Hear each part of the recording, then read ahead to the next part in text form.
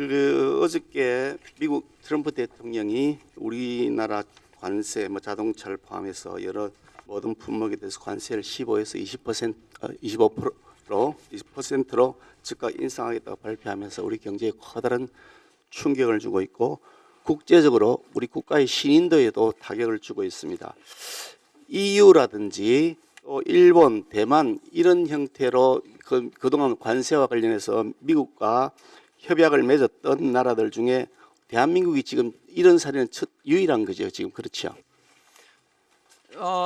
관세를 갑자기 올린다고 하는 게 지금 그러니까 당신네 나라에서 왜 이행을 안 하냐 그러면서 20%를 올리겠다고 하는 게 처음 있는 사례죠. 그죠?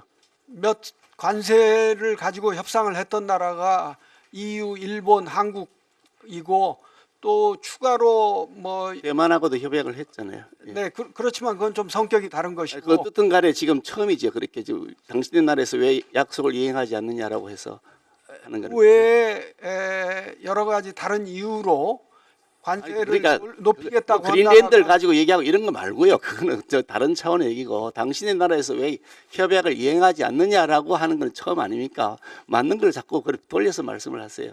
아니 셋 중에 처음입니다. 그렇죠. 그런데 아까 말씀이 있었습니다만 1월 13일 날 주한 미국 대사 대리가 항의하는 서한을 보내왔잖아요. 그죠? 우리 그 부총리에게로 맞죠, 그죠? 네, 그 내용을 위에 상부로 보고했다면서요, 그죠? 그렇습니다. 그러고 나서 국무총리가 방미를 했으니까 국무총리는 알고 갔겠네요, 그렇죠, 그죠? 네, 그 사실 알고 간 거죠, 그죠? 그렇습니다. 예. 보통 이게 이 대사관에서 주한 여러 나라 다른 대사관도 마찬가지겠지만 그 대사관에서 구두로 항의를 하는 거 말고 서면으로 항의할 때는 굉장히 의미가 담겨 있는 경우가 대부분이죠. 저는 그 서한을 서한의 내용을 제가 묻지 않습니다. 구두로 항의하는 게 아니라 서면으로 보낼 때는 그게 굉장히 비중을 두고 있다 이렇게 인식하는 것이 일반적이죠. 그건 구두로 어떤 내용을 구두로 하느냐 또 어떤 내용을 서한으로 회피하시는데 좋습니다. 네. 상식인데도 상식에 대한 답변도 자꾸 회피하시는데 김민석 총리가 이번에 그 방미한 것 관련해서 본인 입으로 얘기한 겁니다. 김민석 총리가요. 저희가 한미 관세 협상 이후에 조인트 팩트 시트 등 타결된 내용을 실제로 이행하는 데 좀 지연된 것들이 있어서 그것들을 챙겨야 했다. 이것이 방미의 목적이라고 얘기를 했고요. 그리고 다녀온 다음에는 해방 이후에 국무총리가 고유 업무로 가서 방문한 건 제가 처음이라고 한다. 이러면서 매우 자랑스러워하고 완전히 새로운 역사를 하나 썼다고 하더라. 이러면서 아주 본인이 대단한 성과를 거둔 것처럼 얘기하시고 한라인을 구축하는 것이 제일 큰 목적이었다. 이렇게 얘기했단 말이죠. 자, 한번 띄워봐 주실래요? 예. 한라인이라고 하셨는데 한라인이 아니라 핫바지 라인이 되었다.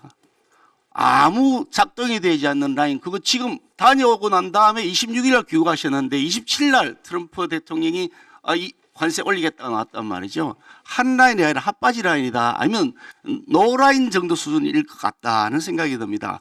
그래서 왜 가셨냐? 국민 세금 써가면서 국무총리가 미국에 왜 갔습니까? 한미 동맹 관계를 보다 심화시키기 아니 이 중요한 그 서한까지 다 받아놔 놓고 그걸 다 숙지하고 가셨다는데 그 얘기를 어떻게 했는지 아니면 못 들었는지 아예 미국에서 그런 동향이 있는 사실조차 감지할 의사가 없었다 그러면 무능한 사람이고 감지하려고 했는데 실패했다 그러면 파트너 대우조차 받지 못한 그런 투명 총리였다. 그런 생각이 듭니다. 그런데 저는 잘 이해가 안 되는 것이 그 김민석 총리가 2박 5일이나 다녀오셨거든요. 금방 다녀온 것도 아니고. 그런데 그분이 어저께 말씀하시기를 본인은 그 민주당 당대표가 되는 것이 내 로망이다. 그렇게 말씀하셨다고 하더라고요. 저는 잘 이해가 안 됐습니다. 현직 국무총리가 특정 정당의 대표가 되는 것이 로망이다. 이렇게 공개적으로 발언해도 되는 것인지 그게 정치적 중립에 과연 위반되지 않는 것인지 저는 매우 의문스럽습니다. 그런데 김문석 총리의 여러 가지 행태들을 보면 미국 다녀온 것을 가지고서 그렇게 한라인 구축했다. 매우 자랑스럽다. 내가 처음으로 간 일이 하면서 이렇게 얘기를 하는데 목적은 지금 당대표가 되는 로망을 꿈꾸고 있는 것이 있다. 그러니까 총리란 자리가 당대표가 되기 위한 명함용어이 아닐까. 당대표를 를 되기 위해서 사진 찍기용으로 간 것인가, 국익을 위해 간 것인가 매우 의심스럽다는 말씀을 드리지 않을 수가 없는 겁니다.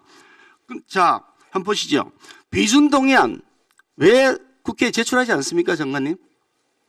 무엇에 관한 비준동? 아니 그 MOU 맺었잖아요. 협약 맺었잖아요. 무려 500조 원이 넘는 돈 3,500억 달러를 우리가 투자를 해야 되는 상황이잖아요. 그죠? 그리고 그 이익 배분에 대해서도 나중에 미국이 90을 가져가겠다는 거, 우리는 10 가져가겠다는 거잖아요.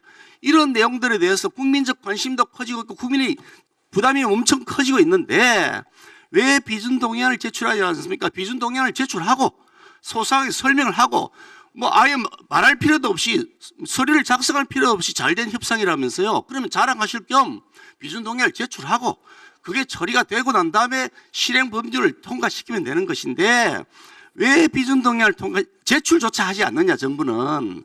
아예 제출할 의사조차 없는 이유가 뭐냐는 것이 제가 가지고 있는 의문입니다. 그런데 설명이 납득이 안 되는 거예요. 아니 실제로 그 법률 제출한 법률을 보니까 거기에 내용되어 있는 걸 전부 다 투자한다고 법률이 되어 있더라고요. 그러면 왜 그걸 제출하지 않습니까? 우리 당이 소수당에 지금 막을 수 있는 방법도 없고 우리가 막을 생각도 없고 적절한 수준이고 국민들이 공감하는 것은 당연히 저희들이 찬성하고 적극적으로 지지를 하죠. 민주당에서는 지금 뭐 온갖 법을 다 통과시키고 온갖 특검법 통과시키고 야당 탄압법 다 통과시키는데 우리가 못 막고 있는 거 아닙니까? 그런데 왜 이걸 막겠느냐고 우리가요. 그러니까 지금도 정상적인 절차를 통해서 비준동의안을 제출하시고 그 다음에 필요한 법률들 빨리빨리 하자고요. 어떻습니까, 장관 생각이? 제가 정말 그 저의 능력의 한계를 절감하게 됐습니다. 왜냐하면 지난번 우리 상임위원회에서 제가 이것은 법적 구속력이 없는 양해각서로서 MOU는 필요가 없다는 것을 아주 소상히 그리고 제 딴에는 논리적으로 합리적으로 설명을 드려서 제가 의원님들을 어떻게 보면은 다 설득했다고 생각했는데 다시 처음부터 이 말씀을 하시니까 그냥 좌절감을 느낄 수밖에 없습니다.